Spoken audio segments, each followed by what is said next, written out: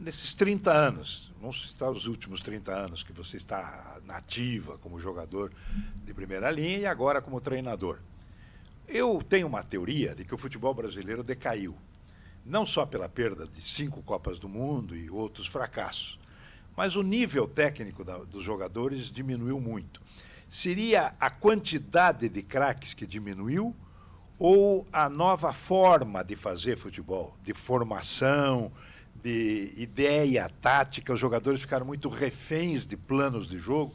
Qual é a sua ideia sobre isso? Minha ideia é longa. Minha ideia é longa, porque na verdade para mim é uma série de fatores. Vou te dar um exemplo. Zizico no Curitiba ficou 30 anos. Então, o professor Miro no Curitiba ficou 30 anos. Hoje, na base, tem um giro de treinadores igual existe no futebol profissional. Uhum. Então, tem treinadores que se perderam um Atletiba. Aí começa o erro. Aí já é uma situação. A outra situação... Eu não sabia disso. Nós éramos criados, então vamos lá, em 1990, por exemplo, eu tinha 13 anos de idade. Eu jogava bola na escola, eu jogava bola no Curitiba, eu jogava bola na BB, eu jogava bola no meu bairro. Hoje um menino de 13 anos só joga bola no clube. Uhum. Então ele tem 3 horas no clube. Acabou a pelada. Acabou a pelada. Ninguém mais joga pelada, ninguém vai pra praia Está quase tudo explicado. E vamos para uma outra coisa na educação formal. Eu tinha educação física. Então eu com 12 anos de idade, eu era obrigado a dar uma manchete, eu era obrigado a dar uma cambalhota, eu era obrigado a subir numa árvore. Hoje é facultativo. Tem escolas que têm educação física, tem escolas que não têm educação física. Eu falava fora do ar contigo aqui, a educação que vocês tiveram na escola, elas foram maravilhosas para deixarem vocês os homens que foram e que são. Essa geração nova não tem isso.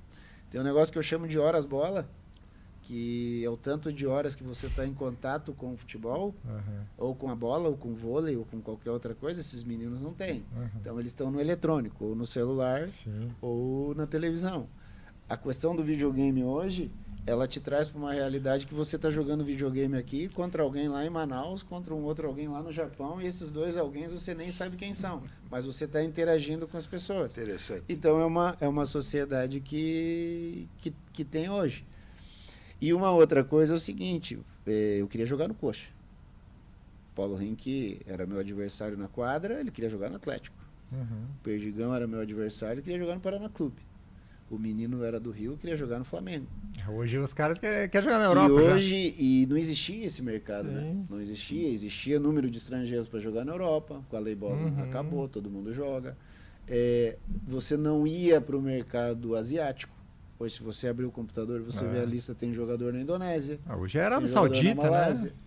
Então, se você pegar o período em que a gente fica sem ganhar o Mundial entre 70 e 94, os principais jogadores estavam jogando aqui no Brasil. Então você perdia a Copa do Mundo como perdeu 82, só que no outro dia você viu jogadores jogando aqui no Inter, no Atlético, no Curitiba, no São Paulo. Então o mundo foi mudando. E na formação, que eu acho que hoje tem um grande problema, e eu posso falar isso de cadeira porque eu morei dentro do CT de São Paulo 2 anos, a seleção de 2010 da Espanha, que foi campeã do mundo, que era a base do Barcelona, que inicia em 2008 com o Aragonés e depois encerra com o Del Bosque, e eu enfrentei os caras, e o Aragonés foi meu treinador 1 ano, eu conversava muito isso com ele, criou-se uma realidade que no mundo todo mundo podia jogar daquele jeito. E não é verdadeiro. Sim. Porque o futebol que o atleticano gosta é diferente do futebol que o torcedor do Coxa gosta. Sim.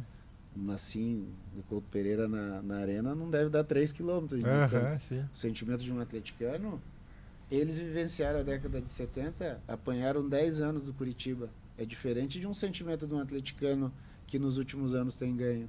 Então isso tudo vai se criando uma fórmula que alguém de uma fórmula mágica dá treinos para menino de sub-12 para meninos de sub-20.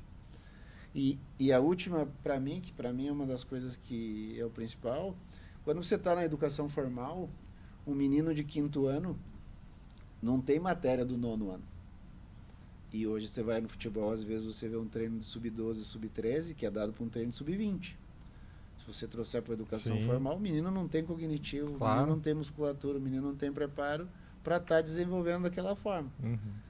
É quando você chega no ponto principal, que é o futebol profissional, a perda que o menino teve anteriormente, ela fica maior porque a exigência que você tem é do mais alto escalão. É um negócio de querer acelerar muito, né? Porque, por exemplo, o que eu sempre brinco, os caras olham pro Zapelli, quando os caras olham pro Zapelli, pessoas da idade do Manfuso do Carneiro, imagina o Sicupira. Um pouquinho mais novo, imagina o Assis. O cara vai ver o número 10 do Coxa, o cara imagina o Negreiros, o cara imagina o Zé Roberto, o cara imagina o Tostão. De repente ele vê um 10 que não põe bola pra dentro, ele fala, pô, mas eu tenho saudade do Tostão. Eu falava isso pro meu sogro. Meu sogro, o Miltinho fazia isso, o Renatinho fazia isso. Falei, fazia, mas não existe mais esses caras. Mudou. A gente tem que entender. Então, na verdade, assim, quando a gente vai discutir o que houve para o que acontece agora, o futebol é só uma parte. Porque vocês fazem isso aqui direto. Lá atrás era assim, porque a sociedade foi mudando e o futebol está no meio e mudou também.